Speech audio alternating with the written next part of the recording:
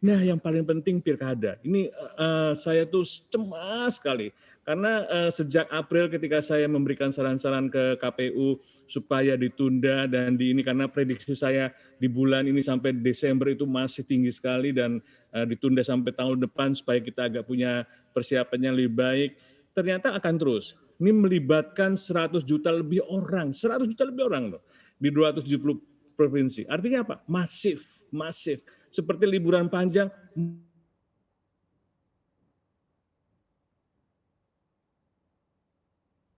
atau apa, selalu ada celah-celah di mana virus itu akan meningkat. Nah, ini yang menurut saya, tidak mudah dan mulai sekarang ini kita harus benar-benar mempersiapkan masyarakat bukan hanya harus menggunakan hak pilih, tapi menggunakan hak untuk bisa melindungi dirinya sendiri dan melindungi orang lain. Ini yang Mhm, paling penting dan harus dijamin mereka misalnya, dari 100 juta itu kan nanti harus, datang ke tempat pemilihan suara, harus punya ya. masker. Kalau nggak punya masker gimana? Apakah semua orang penduduk Indonesia sudah punya masker? Satu saja sederhana, masker.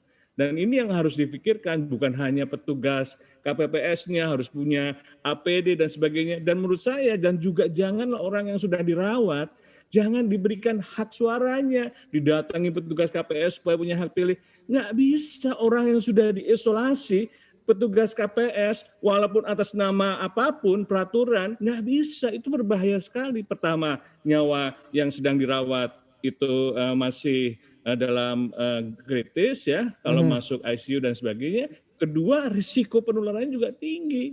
Dan mereka kan juga bukan non medis, pegawai medis saja tidak bisa masuk ruang isolasi. Apalagi petugas daripada KPU yang akan mengambil suara.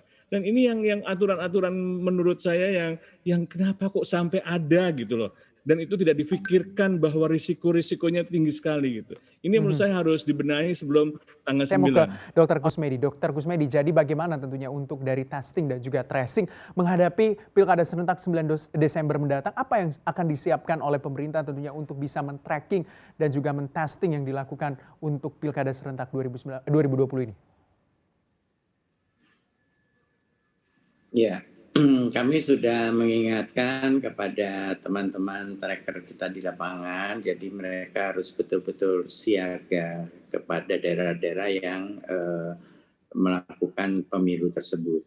Artinya kemampuan mereka, tracker ini kan seperti detektif, Mas. Jadi mereka itu harus mencari informan, kemudian mereka mendapatkan info itu, kemudian mereka melakukan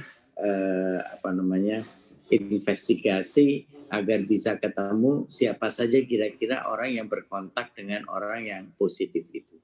Jadi tadi yang saya sampaikan dibutuhkan kerjasama. Kami juga memberikan pembiayaan kepada para informan, dalam hal ini para kader-kader desa, kader-kader posyandu, kader jumantik yang ada di lapangan, Pak RT, Pak RW, itu kita minta untuk bekerja sama untuk itu. Ini harapan kami, kalau itu betul-betul bisa berjalan semua dan pemerintah sadar bahwa itu dibutuhkan, informan itu dibutuhkan sekali buat kami para tracker, kemudian dilakukan testing, kemudian di balik itu juga tadi teman-teman dari perubahan perilaku yang dikatakan Pak Pandu, alhamdulillah kita sudah menerjemahkan dalam 88 bahasa Pak Pandu di Indonesia, sudah Ya, dilansir betul. kemarin, insya Allah itu bisa menjadi sebuah panutan ke depan bersama-sama.